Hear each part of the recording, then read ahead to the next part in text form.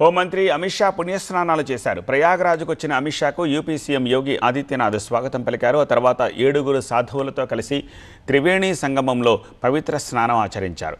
ఇందులో భాగంగా ఆచమనం చేసి తర్పణం అర్పించారు. ఈ కార్యక్రమానికి యూపీ సీఎం యోగి, యోగా గురు రామ్దేవ్, పలువురు ప్రముఖ సాధువులు పాల్గొన్నారు.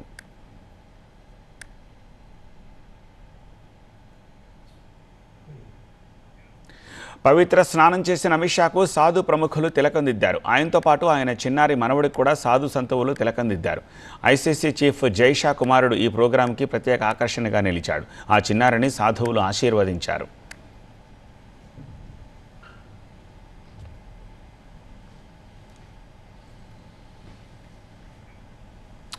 అమిత్ షా తన సతీమణి సోనాల్ షా, కుమారుడు జైషా, తన చిన్నారి మనవడు, ఇతర కుటుంబ సభ్యులతోటి కలిసి త్రివేణి సంగమ ఘాట్ దగ్గర ప్రత్యేక పూజలు చేశారు. వేద మంత్రోచ్చరణల మధ్య ఈ కార్యక్రమం సాగింది.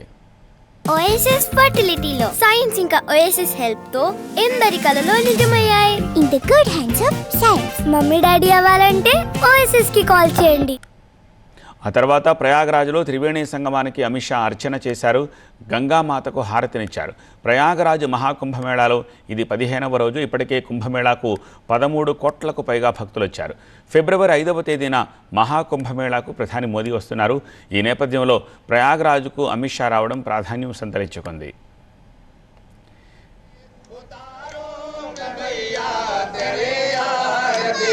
करुणा करो कष्ट हरो ज्ञान दो मैया।